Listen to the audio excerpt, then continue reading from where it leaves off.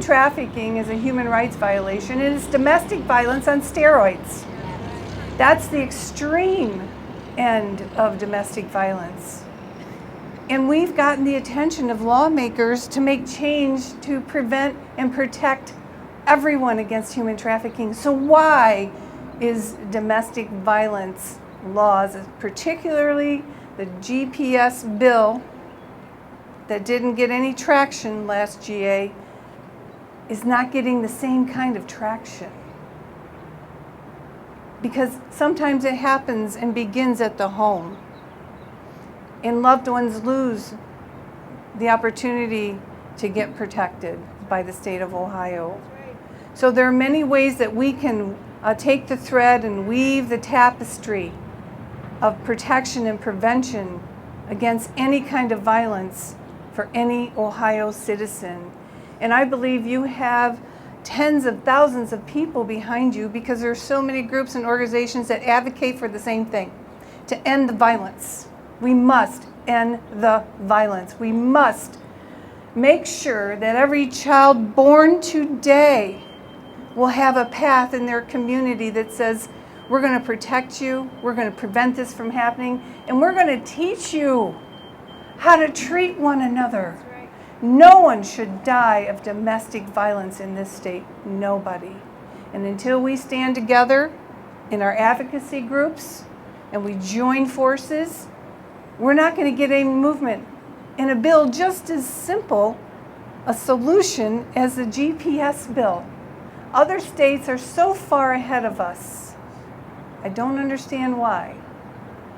So we need all of your advocacy, your heart, your commitment to network across the state, but also across other states to bring them in. I will open the doors to those state houses right here, this Capitol. And you will have access in committees. We will have events. I have a human trafficking event every year that brings 400 people into the atrium. And we're all moving to work against human trafficking. So we need to join those forces. Those forces need to join us in our effort against this type of domestic violence. So we know that our statistics are going in the wrong direction because of COVID-19. The stress of job loss, hurdles to receiving unemployment, and looming evictions have high tensions in many homes, creating a perfect storm for domestic violence. Clap if you agree with me. All levels of government have a role to play in solving this problem, and I promise to do my part. I promise to do my part. Because this is life, and this is death. This is an issue between life and death. And families, whole families being destroyed. Whole families. It isn't just the victim. And whole communities who see tragedy beyond belief return time after time. And we've seen victims who tell their story, who we've heard today, and we're not done. And we need to have posters that look like that, the reality posters, for the visuals to be there. And it's never okay. And as my good friend, Representative John Patterson, who helped usher this bill, anybody know him out there? He's champion here. Just because he's not a voting member of this Capitol, he ain't done. Okay? And so we're going to work in partnership, and he knows how to lobby like nobody. And we need those soldiers and those champions to be the lobbyists for this issue. You know, a recent annual report from the Ohio Domestic Violence Network revealed 109 Ohioans died as a result of domestic violence in the year ending June 30th, 2020. That was just not even a year ago. And it was an increase of 35% from the prior year, and we weren't really into the pandemic, were we? So we know that number is going to go in the wrong direction. And it's going to take a movement. Who here is ready to create and be a part of this very important movement? So many things you can do. Put stuff on the internet, social media, have petitions, do a presentation in communities surrounding your community so they feel the hurt. Because until my colleagues feel the hurt and see the pain, they're not going to move on a bill that's a solution. So, don't be afraid. Stand up. It will matter. It will move my colleagues to put this bill that it looks small, but it has in my opinion, one of the greatest impacts for the state of Ohio to prevent domestic violence. And once this bill is enacted, and we will work with the Ohio Judicial Conference, the judges, we will listen to them. The first thing I do when I work on a bill is get all the parties who work in the trenches together. And you can do the same thing. Have a meeting with your judges, all the law enforcement as well, all your judicial system in your local communities, and listen to them. They will be amazed that you knocked on their door or made the phone call and said, we want to listen to you. That never happens to a politician and judges. And when you have that type of built-in collaboration and partnership, amazing things can move quickly. I've seen it.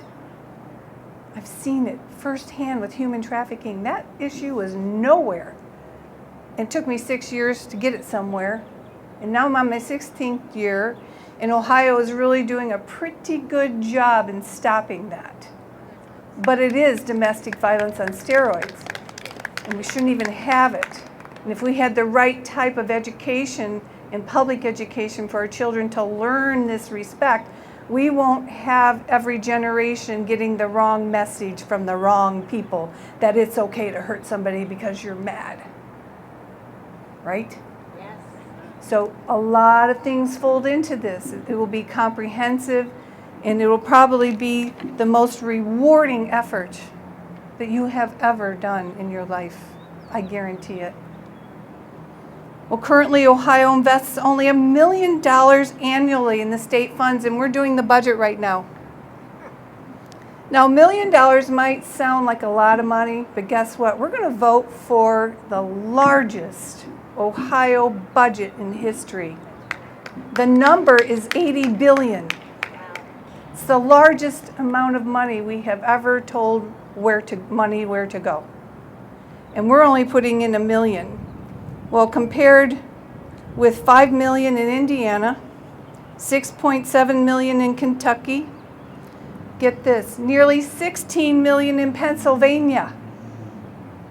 They're willing to invest with their tax dollars to protect their communities and to help people understand how to deal with conflict. I also have a bill in this budget called conflict resolution. It's a peer-to-peer program for our children to learn how to deal with their conflicts with one another. I would say that would be great for some adults and should probably be implemented in the court system. So those are the kinds of things we can have an impact and will make an impact. Well, we're trying to raise Ohio's investment to 2.5 in this current budget. So you have an assignment from Senator Fedor, and I was a classroom teacher 18 years. So I like to give assignments, but to write to the governor, all of the leadership in the House, all of the leadership in the Senate, to increase that amount of money to at least $2.5 million. We have enough money. It's about priorities, folks. Right. When they say we don't have enough, don't believe it. Yeah. We have enough. We have enough for our priorities, and so we need to really start measuring in your community what is a priority. Is your community truly committed to fight against domestic violence and train those who we know are hurting people? You know, they can be helped. The people who abuse people can be helped. So we have to care about them just as much. And I know that kind of goes against with some of the folks that I've worked with over, 21 years here. But we've got to care about everybody because everybody is a human being. Well, the courts also need to start listening to victims and believe them the first time. I'm going to say that again. Courts have to start listening as well to victims and their families and believe them the first time. The state needs to reimagine our domestic violence laws and invest in shelters for families that unfortunately need them and need them now. And allow our beloved family pets to not be in that environment. We need to create those facilities where we bring our loved pets. So important to our mental health. And we must put measures in place to protect victims, such as the real-time monitoring and force protection orders. Like I said, this is a real solution. Ohio must adopt this solution now. This GA. And judges, this can be permissive, but I want to make sure you can do it the first time, right away. Judges know when someone needs protected from someone who's extremely violent. Why do we have to wait for the victim to get hurt again? Okay, judges know how to judge, right? People. We need to give them that tool in the toolbox, not tie their hands because we feel uncomfortable about this, we meaning legislators. So the more you get your judges on board, the faster this is going to move. And that is a lesson that I have learned in my 16 years fighting human trafficking in Ohio. So again, I will do everything. I don't have to be the bill sponsor. I don't have to be the big deal schmuckety schmuck, that does all this. I like using that word. My grandmother said that all the time. And now that I'm here in a seat of power, I like to build coalitions. I love to see movements happen from the grassroots up and the people take charge of what they want. I'm not the know-it-all. You are. You tell me. I work for you. Think about it that way. This is your capital. This is your state. This is your country. And you can get these things that, for goodness sakes, protect your loved ones. And those families who are affected by the abuser. When you have these sandpapers issues where one is against the other, you don't go far. And we do have solutions that are preventative so that we don't even have it. So I think we have to think a little bit differently and cross some bridges that are difficult, hard, heartbreaking.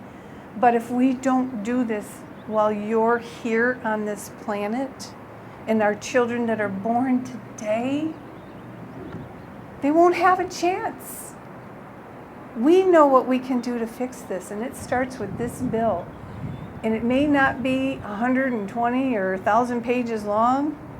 It may only be 10, but it could be the 10 most important pages for the state of Ohio to fight against domestic violence and prevent it from ever happening in any generation. So I just want to say thank you so much. I know my colleagues aren't here when the minute of a budget. We've got session. Believe me, you will send the right message because you will learn how to make your advocacy be not only 100%, maybe 120%, and bring some other people along and educate them. And then advocate. Advocate together as a community. Don't underestimate talking to the mayor, talking to your city council, your county commissioners. We send them a lot of money at your county. They get to spend it. I don't get to spend it, I release it. But they get to spend it, and you can have an impact and influence them on where they put that money in your local community. So I will teach you, I will be here, I'll be a guide, I will do whatever it takes.